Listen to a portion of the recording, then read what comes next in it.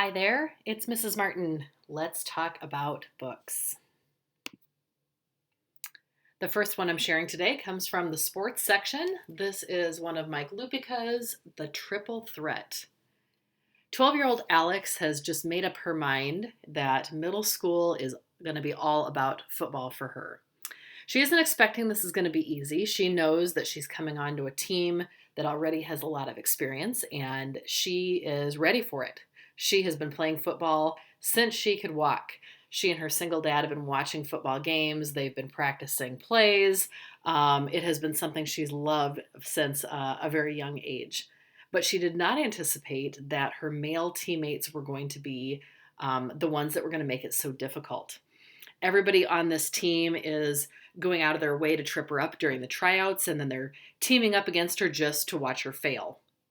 And Alex finds at first that she can kind of go up against it, but eventually the guys are sucking the joy right out of the game for her. If getting quarterback is worth it, she knows that she's going to have to fight for it and fight a lot harder than she expected. Take a look at the Triple Threat. Mike Lupica writes fantastic sports books. We have so many of his in the library, and this is no exception.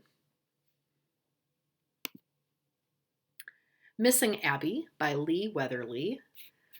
What if you were the last person to see someone before they disappeared? That is the start of this story. 13-year-old Emma bumps into her old friend Abby at a bus stop. She and Abby have not seen each other for quite some time. They used to be close friends, and they had some kind of a falling out at one point, kind of drifted apart. And at this bus stop, they run into each other, strike up a conversation. They end up sitting next to each other on the bus and talking for a while and kind of sharing a lot of things that have been going on with the two of them. Emma says goodbye to Abby. They part ways. And the next day, when Emma comes to school, everybody's talking about how Abby has gone missing. The police are looking for her. They're asking the teachers. They're asking students. Has anyone seen Abby? Does anyone know where Abby has gone? Has anyone talked to Abby lately? And of course, it doesn't take too long before they figure out that Emma was one of the last people, if not the last person, to talk to Abby. Is it possible that Emma knows something and she doesn't even realize it? Did Abby say something to her that might be a clue as to where she could be? Read this book. Find out. Great mystery story as they are looking to figure out what is going on with Abby's mysterious disappearance. All American Boys by Jason Reynolds. I know that many of you already know how fantastic his books are. Everything from the Track series, starting off with Ghost.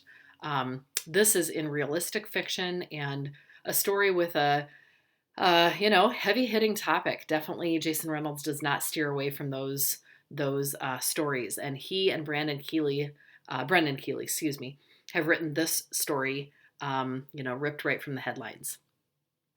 A lady trips over Rashad at a store, causing him to drop a bag of chips, right? Everyday occurrence. And it starts this incredible series of events. This should be an accident that leads to nothing, and instead it leads to so much more. It doesn't matter what Rashad said happened, that it was an accident, right? He tripped, that he wasn't stealing. Well, the cop doesn't believe him, and the cop instead is pounding him into the pavement over and over. It looked like he was stealing. He's this black kid in baggy clothes, so it doesn't matter what he's saying. The white cop isn't believing him. Quentin happens to be at the same gas station where this is going down, and when Quinn sees it, he doesn't say anything. He just is sort of standing there not knowing what to do, and he doesn't tell anybody about it afterwards because he figures, well, I don't even know what's going on. Does it matter? The whole thing's caught on camera anyway. It's going to come out. The truth will come out. People will see. I know Rashad. He's a good guy. Everyone's going to know that, of course, it was an accident. Well, the school and the country end up divided on this whole thing, and words like racism and police brutality start to pop up, and it becomes a countrywide issue. Read All American Boys to find out at the heart of this the story of these two boys, Rashad and Quinn, but also the unspeakable truth about how racism, prejudice didn't die after the civil rights movement, and how it continues to be stirred up day after day in our world. Code Talker in historical fiction is a story that brings in the Navajo Marines of World War II, a story that is just a really fascinating history if you don't know anything about the Code Talkers.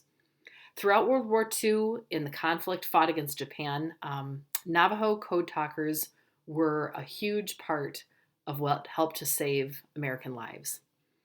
They sent messages back and forth in an unbreakable code that used their native language. They braved some of the heaviest fighting of the war, and using this secret code when messages really couldn't be written down, or very few of them could be safely, they managed to save thousands and thousands of lives. Well, in our story here, again, a fictional story, 16-year-old Ned is our main character.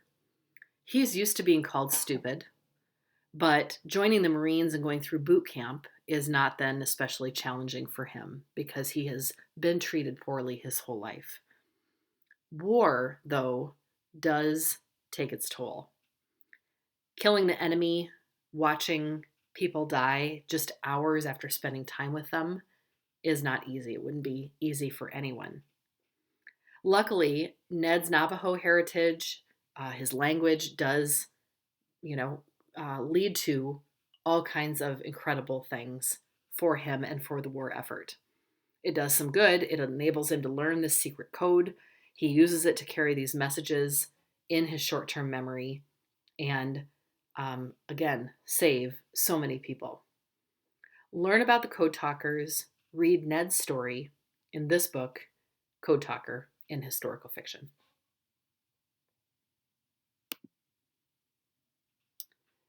Carrie Firestone's book, Dress Coded in Realistic Fiction, is one that a number of students have picked up since it was added to the library not too long ago. Molly is completely fed up. Carrie was yelled at for wearing a tank top when she had to keep her sweatshirt wrapped around her waist. And then Liza got dress coded and Molly didn't, even though they were wearing the exact same outfit. Well, how on earth was that fair? Middle school is hard enough without having to think about and be policed for what you are wearing. These girls are tired of it, and Molly decides to start a podcast. She's interviewing people, girls can tell their stories, and soon this small group kind of swells into a very large group of people, all speaking out about how this is not fair. It's not just. Girls are standing up for what's right. They're not backing down. It becomes a revolution. The book is Dress Coded by Carrie Firestone. Take a look in the F authors in realistic fiction.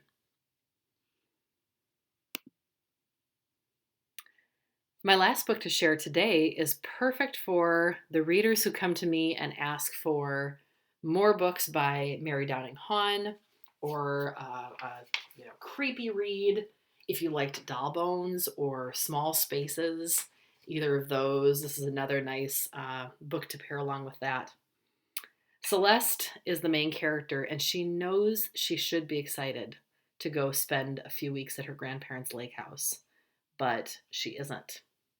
Let's watch the trailer to find out why. My name is India Hill Brown, and I'm the author of The Girl in the Lake.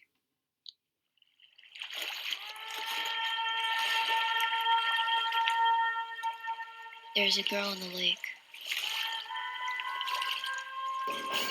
I hear her at night.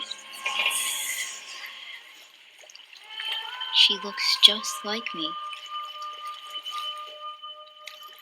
Sometimes I see her in the mirror. There's a girl in the lake. and she wants to take me down there with her.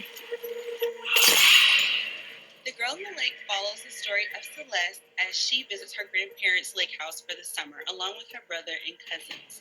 But as soon as she gets there, she realizes that things are not as they seem. She goes into her room, she hears voices, she sees something behind her shoulder. There is definitely something supernatural going on. Celeste has to figure out what this ghost wants before anyone else gets hurt. Look for my book, The Girl in the Lake, at your Scholastic Book Fair. And just a reminder, if you enjoy books like this, we have so many in the library, ghost stories, creepy reads. You can always look in fantasy and mystery for those books with the ghost sticker on the spine. But remember, too, on the catalog, we have those collections of scary stories. We've got books that are in the horror section. There's all kinds of ways to find other books just like this one. So keep in mind that even if this one isn't available, you could find quite a few others. And of course, any book that isn't available, feel free to put it on hold so it's ready for you when it happens to be available in the library. Thank you so much for your attention. I hope that something in today's book talk sounded like a good book that you might want to read, and I appreciate your time. And as always, happy reading.